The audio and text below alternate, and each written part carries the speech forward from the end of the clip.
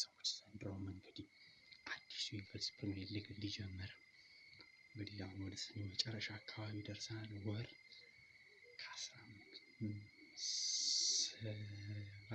ቀን አካባቢዎች 1 ወር ከ17 ቀን አካባቢ ይቀራሉ። እንግዲህ እንግሊዝ ፕሪሚየር ሊግ በይፋ ጀመር ነሐሴ 15።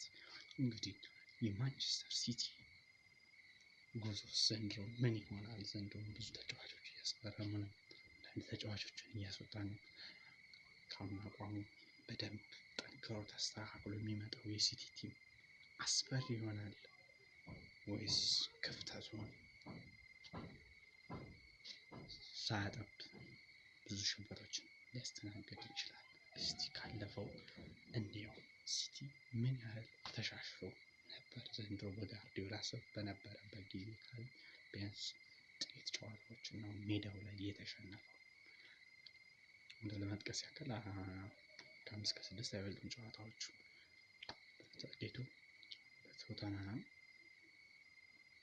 በአስቶን ቪላ የፍጻሜውን ጨዋታ የተሸነፋቸው አብዛኞቹን ጨዋታዎች ባቻ መለያየቱ ጥንካሬ ያሰጠዋል። ምንም ቢሆን ዋንጫውን ማንሳቱ። ሌላኛው ነገር የጨዋታ ውህደት እስከ ዋንጫ ድረስ ለመፋለም ያደረጉት ድንገት መጥተው ነው።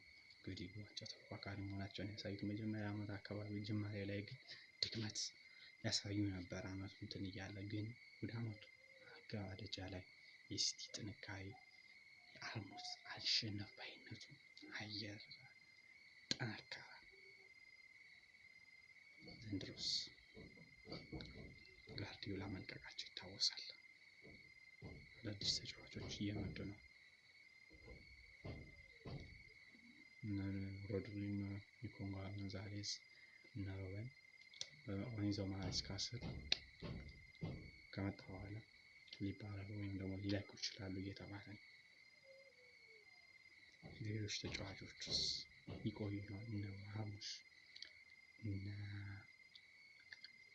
ኒኮላይሊ የመቆየት ፕሮባቢሊቲ ይኖራቸው ይሆንስ? እስካሁን በወጣው መረጃ እንግዲህ እነሱ የመቆየት ፕሮባቢሊቲያቸው ሰፋ ያለ ነው ተብሏል። የነሱ ውህደት ዘንድሮስ ምን ያህል ያሳየን? የነሱስ የመቆየት ፕሮባቢሊቲ ምን ያህል ነው? በውሰት የሄዱት ተጫዋቾችስ ዘንድሮ እነ ግሪሊሽ ከኤቨርተን ይመለስ ሲሆን ከወዲሁ ማንቸስተር ሲቲ ደጋፊዎች ቀልብ እንደሚስብ ተስፋ አደርጋለሁ። ስለዚህ ዘንድሮ ሲቲ 4-2-3-1 ጨዋታ አሻሽሎ ሌሎችን ቴክኒክ የሚፈጥርበት ጨዋታ አለ።